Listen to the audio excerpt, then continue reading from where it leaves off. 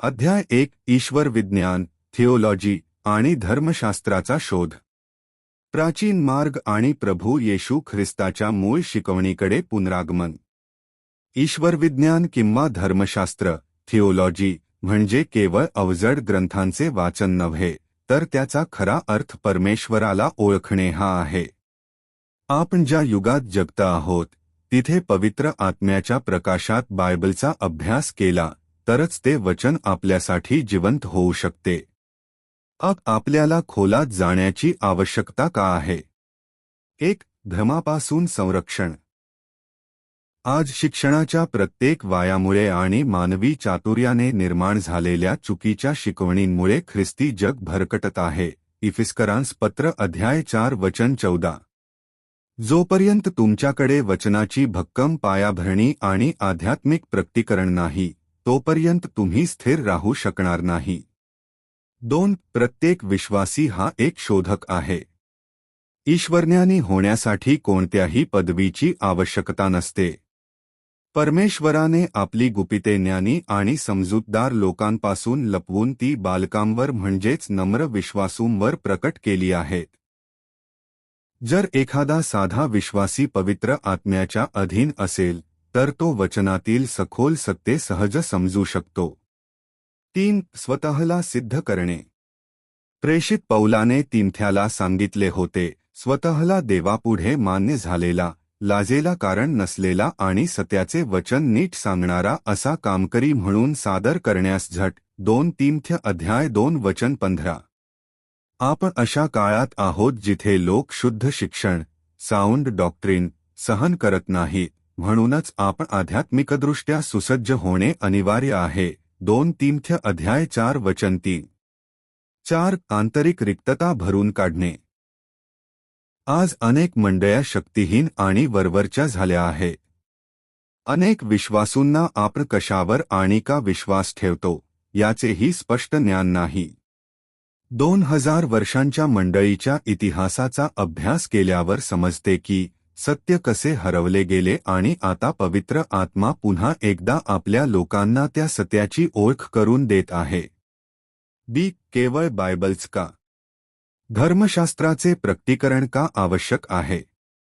Bible हे तथ्यांचे पुस्तक आहे, परंतु त्या तथ्यांचे प्रकटीकरण, रेव्हेलेशन, आपल्याला जीवन देते. तथ्य आणि सत्य यांतील फरक.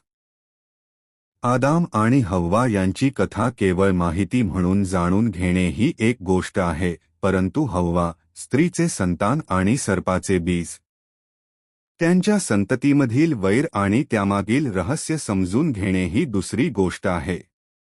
हे समजल्यावरच आपल्याला पापाचे खरे स्वरूप आणि उद्धाराची, तारणाची आवश्यकता स्पष्ट होते. क्रूसाचा खरा अर्थ. येशू मरण पावला एवढेच जाणून घेणे पुरेसे नाही. त्याचे रक्त परमेश्वराच्या न्यायासाठी काय अर्थ ठेवत होते आणि त्याने आपल्याला पूर्णत्वात कसे उभे केले हे समजणे महत्त्वाचे आहे. सर्वात मुख्य म्हणजे पूर्ण रक्तच का आवश्यक होते? हा प्रश्नही तितकाच मूलभूत आहे. पूर्वग्रह दूर करणे. आपण अनेकदा आपल्या जुन्या पंथांच्या किंवा संप्रदायांच्या चौकटीतून बायबल वाचतो. मात्र सखोल अभ्यास आपल्याला त्या मानवी परंपरांची धूळ झटकून वचनाला त्याच्या मूळ आणि शुद्ध स्वरूपात पाहण्यास मदत करतो. धर्मशास्त्राचे मुख्य स्तंभ, द पिलर्स ऑफ ट्रूथ. या युगाच्या प्रकाशात आपण धर्मशास्त्राच्या मुख्य शाखा पाहूया. प्रकटीकरण, रेव्हेलेशन हे केवळ अक्षरांचे ज्ञान नसून पडदा उघडणे आहे. जेव्हा पवित्र आत्मा वचनाद्वारे स्वतःला प्रकट करतो, तेव्हाच ते सत्य ठरते. विश्वनिर्मिती शास्त्र, कॉस्मोलॉजी. परमेश्वराने शून्यातून सृष्टी कशी निर्माण केली आणि तो शब्द, लोगोस, म्हणून कसा प्रकट झाला, याचा हा अभ्यास आहे. मानवशास्त्र, अँथ्रोपोलॉजी. मनुष्य म्हणजे केवळ शरीर आणि प्राण नाही, तो एक आत्मा आहे, ज्याला शरीर आणि प्राण लाभले आहेत. पतनानंतर त्याची मूळ ओळख कशी हरवली हे येथे स्पष्ट होते. तारशास्त्र, सॉटेरिओलॉजी. उद्धार म्हणजे केवळ नरकातून सुटका नाही, तर ख्रिस्ताशी एकरूप होणे आहे. यात निवड, इलेक्शन आणि पूर्वनियोजन, प्रिडेस्टिनेशन यांसारखी गहन सत्ये येतात. पवित्र आत्म्याचा अभ्यास, न्यूमॅटोलॉजी. पवित्र आत्म्याचा बाप्तिस्मा म्हणजे नेमके काय?